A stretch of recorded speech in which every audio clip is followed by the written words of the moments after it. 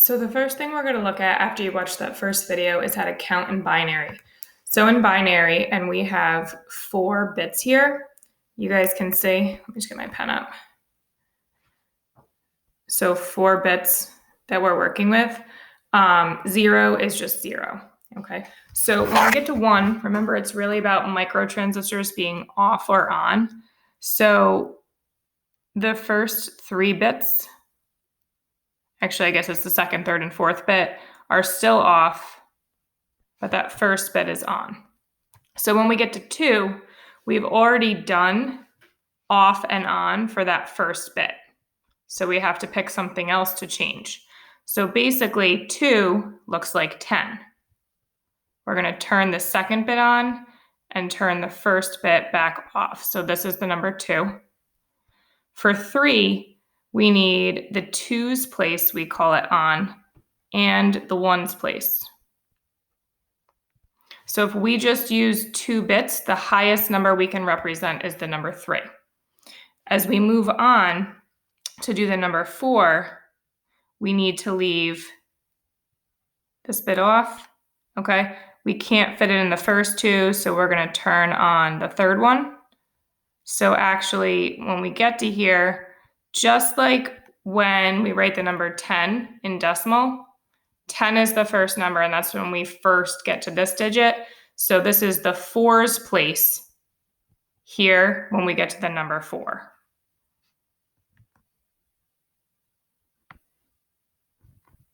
So I just scrolled down a little bit here.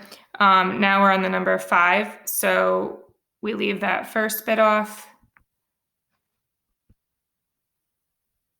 Okay, we still need a 4. We don't need a 2 because this is the 2's place, but we do need a 1 because 4 plus 1 is 5. On the number 6, we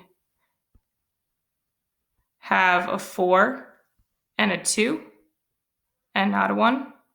For a 7, we need the 4, we need the 2, and we need the 1. So 4 plus 2 plus 1 is 7. So the highest number we can represent with 3 bits is the number 7. So now when we move on, it's going to look like the number 1000 for 8. So this is the 8's place. Okay. So just to kind of take a little break over on the side, basically when we think of these digits,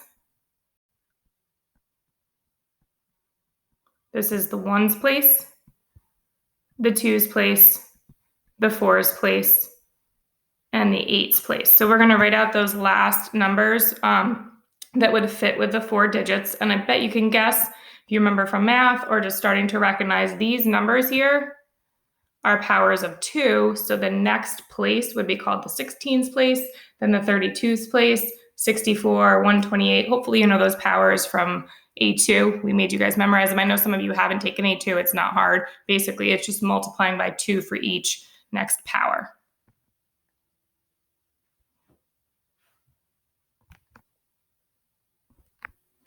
So now I'm going to write down 9. So I need an 8. Not a 4, not a 2. I need a 1. 10, I need an 8. And a 2. So I put on the 2's place, basically turning on that spot. For 11, 8 plus 2 plus 1. For 12, 8 plus 4 is enough. 13, 8 plus 4 plus 1. 14, 8 plus 4 plus 2. And for 15, I need an 8. I need a 4. That gets me up to 12. I need 2, 14. That gets me up to 14. And then I also need the 1's place. So you can see 15 is the biggest number we can express with 4 bits. Sorry about that, 4 bits. So 16 would get us to the next place value. So my suggestion to you guys is to actually go back and see if you can recreate that chart on your own just to get the gist of what it means to count in binary. So try to do those numbers 1 through 15 before we move on to the actual problems. So you could pause the video. If you just feel like you get it, you can move on. So here in these places here, I'm going to be writing down how we figure out what each digit is, the name of each digit. So we said it's powers of 2. So this first digit is the 2 to the 0 place, which is the ones place, which is basically in each number system, the first digit is the ones place. This is the 2's place, the 4's place, the 8's place, 16, and I'm just going to write in these kind of quickly, and we'll consider that those are the other powers of 2 counting up. So 32, 64, 128, and 256. And remember, our brains can think in base 10 way better because we're used to it. Everything's always been based on that. But this is what computers have to do because it's all about those switches being on and off, which are represented as zeros and ones. Okay. So for a little computer science term, we use a word called abstraction all the time. And abstraction is hiding the details. So once we start to talk about binary, we've actually hidden the details of the microtransistors and we're thinking in numbers. So it's called up one level of abstraction. The most low level you can get is that like the physical transistors, the numbers are up a level. They're hiding what's actually happening mechanically. So here's our first problem, and these will be like the delta math problems. Convert the binary value 11001. This 2 just tells me, and I'm in binary. Sometimes you'll see it into decimal. So what I'm going to do is I'm actually going to take this and put it in my chart. Okay. So 1 0 0 1 1. And you don't have to do this, but it really shows it well for the first time. So when I'm talking about this number, I have a 16, right? Yes, we have a 16. 1 means yes, it's on. We have an 8. We don't have a 4 or 2. Those are off. And we have a 1. So this adds up. 24 plus 1 is 25. So that's what you would type in delta math on those problems.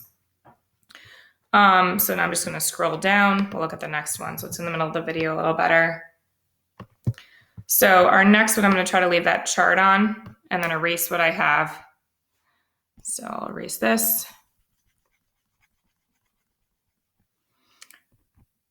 And our next one is 1 0 0 1 0 1 1. And when I do this, I just kind of start from that ones place.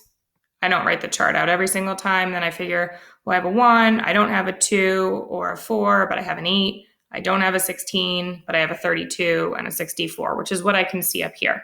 But as you're starting out, the chart is nice. So I have a 64, a 32, an 8, and a 1. And one thing about the AP exam is you don't get a calculator. That's not a huge deal because this is probably the most complicated math thing you'll have to do, maybe a couple other little things, just basic adding and understanding binary. But if I added all these numbers together, basically these two give me 96 plus 9 is 105. Now we can also work in the opposite direction and go from decimal back to binary. So I'm going to scroll down for that now.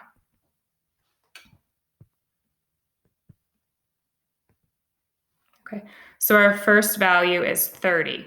And the way you want to think is kind of with decreasing powers of 2. So knowing your powers of 2 is important. So when I think about the number 30, the smallest power of 2 that goes into that is 16, right? That would fit is 16. So I'm going to put a 1 for the 16's place. And you could use that chart if you want to like scroll back, go back in the video, copy the chart down. And I'm going to subtract 16. And that gives me 14. Okay.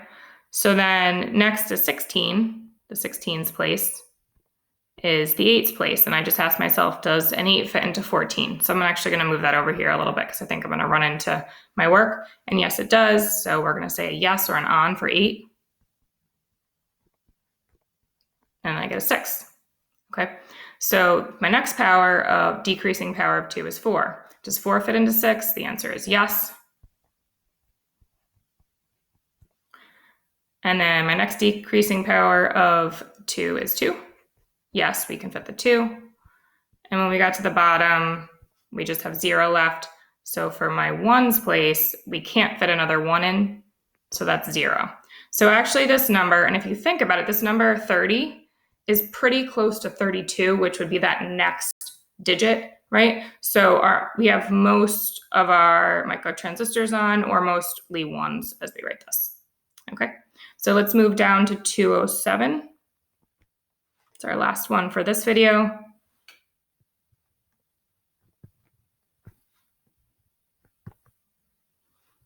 Okay, so 207, we have to start with bigger powers of 2. So my biggest one that fits in is 128.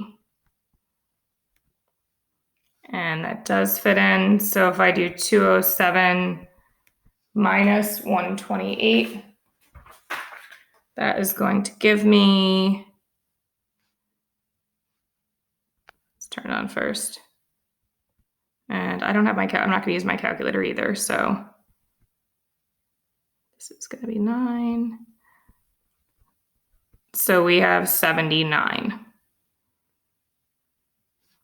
Okay, so looking at 64, which is my next digit, 64 is going to fit. So I'm going to put another 1. And I'm going to erase some stuff here. Sorry, this is not the most smooth explanation because I should have kind of had this ready to go. So go back to my pen. And you know what? I'm actually going to erase that 79 too. And we'll put it over here. So 207 minus 128, 79 minus 64 is 15. So when I get to 32, that's not on. 32 doesn't fit in. And then let's just split this up so it doesn't look like a mess. When I get to 16, that is also off. That doesn't fit. Now, one nice thing, if we remember, 15 is just a 1, 1, 1, 1. So I could continue subtracting. Right now, I'll subtract 8 because 8 fits. So I'm going to turn that one on. And then I get 7. Okay.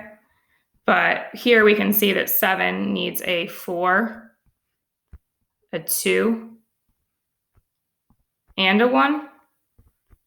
Right? Minus 4 would be 3 left, minus 2 would be 1 left, and minus 1 would be the number was gone. So in binary, the number 207 is 11001111. Okay. Now we don't really read it this way, but if you were going to read that number in like the way we would normally say a number like this, so it's 11,001,111. So you would just type those digits in Delta Math.